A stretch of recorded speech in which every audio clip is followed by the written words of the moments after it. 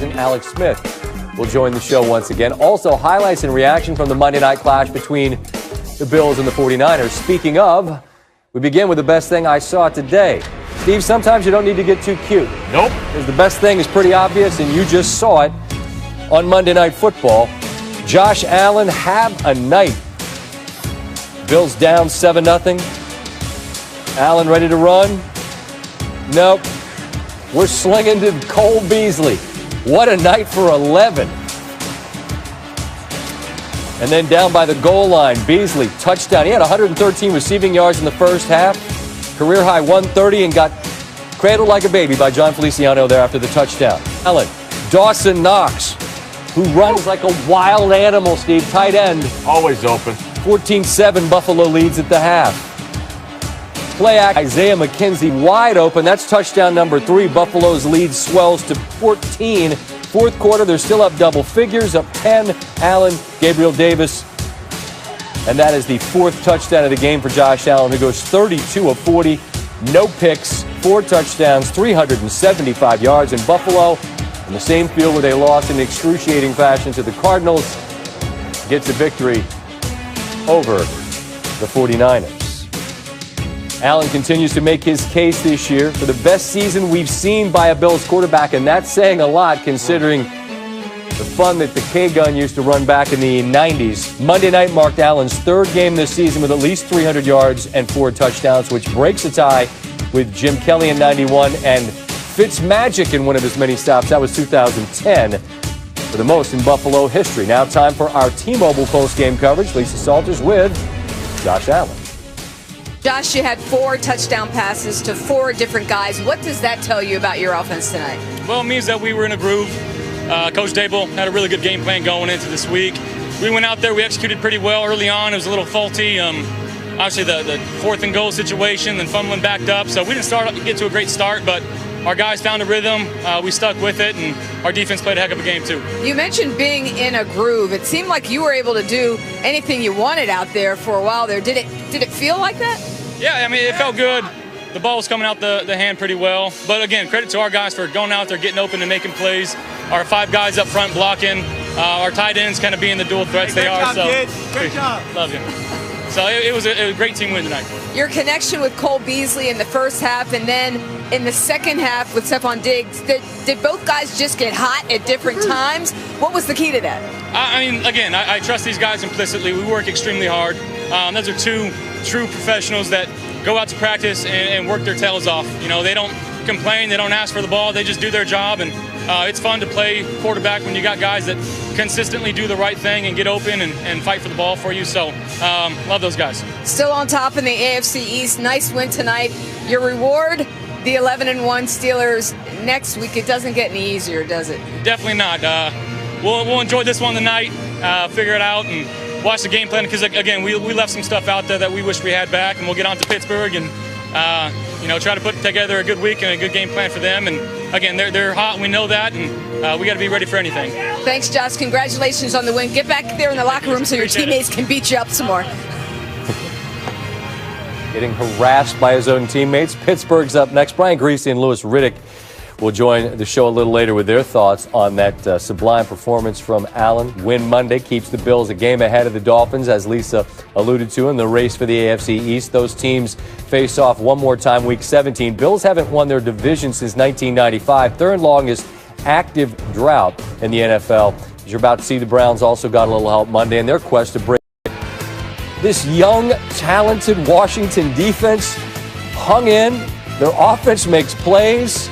And Chase Young loving it as Washington goes into Pittsburgh and ends the Steelers' undefeated season.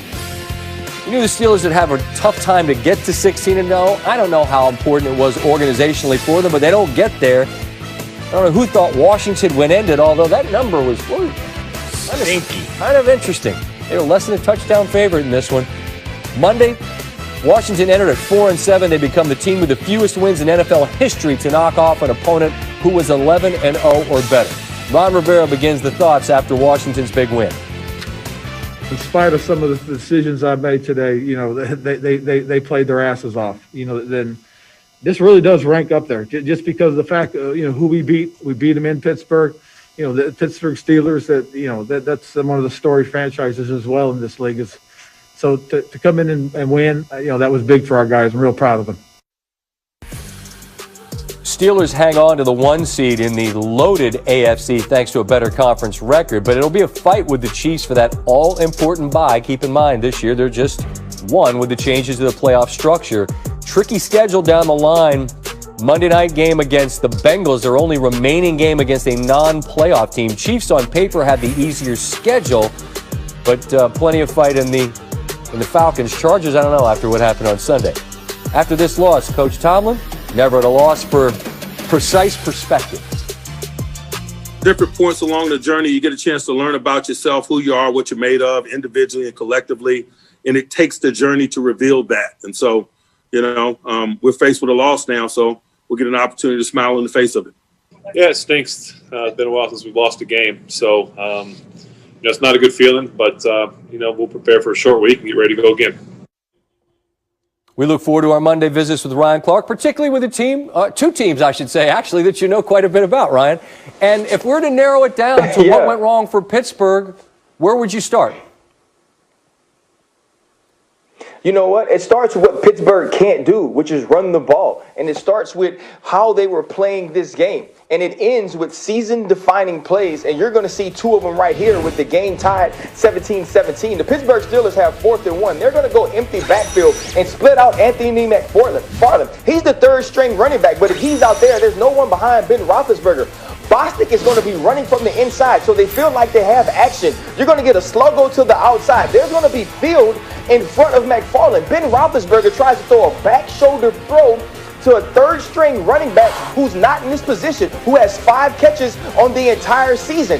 Pittsburgh Steelers, you're 11-0. You got to make that play. Now, fast forward to the Redskins. There's 10 people in the box, so you know you have single high. He's going to hit the Taiwan route or the slot fade to Cameron Sims. Cameron Sutton actually has good coverage. Here, you're going to see both guys vision the ball, so this throw has to be perfect. Alex Smith puts it in the one place it has to be. It's a one-hand catch by Cam Sims. These are the plays that these teams had to make to win the football game. There's one team that is descending. They don't have a run game. They rely on Ben Roethlisberger, and Ben Roethlisberger does not make the play.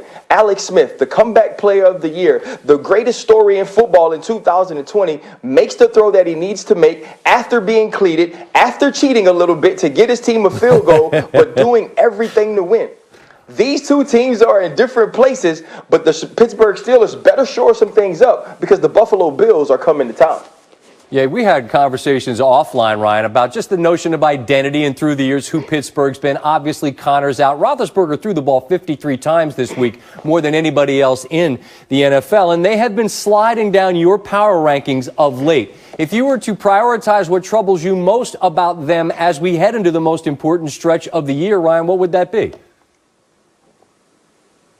It's physicality is the first thing, right? When you look at a team that can't run the football right now and then pay attention to the teams that are ascending, this is a difficult thing to do if you're the Pittsburgh Steelers, to win in the playoffs against the AFC teams without ball control, depending on Ben Roethlisberger to create run game through the pass. We saw it against the Dallas Cowboys. We saw it against the Baltimore Ravens. And then obviously tonight having to go on 4th and 1 and throw outside to your 3rd-string running back. And then also because of this, you now have to depend on Ben Roethlisberger, a 38-year-old quarterback, 17 years in the league, who is banged up to create all of your offense. And Scott, it does not help when you have 7 drops because you drop back to throw the ball 53 times. This is the way this team is built now. This is the way that they're going to have to go about their business. But when you throw the football this much and you're losing people defensively, you're asking a lot of your team. And so dropping Ben Roethlisberger back may be the way you think you need to win. He probably is your best football player, your most reliable football player.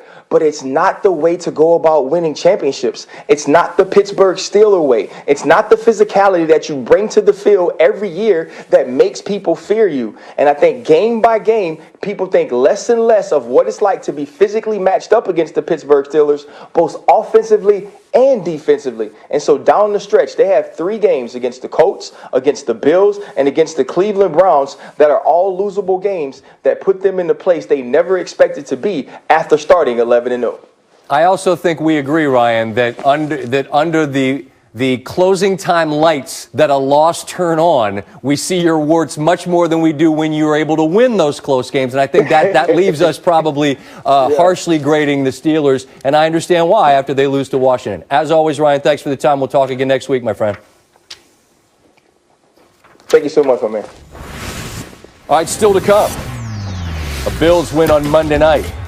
On the shoulders of their quarterback, Josh Allen, reaction from inside the booth with Greasy and Riddick. Plus, welcome to SportsCenter from our nation's capital. I'm Scott Van Pelt, little past 11:22, and I'm not tired yet. The Washington football team ends the Steelers' undefeated season. Alex Smith will join the show.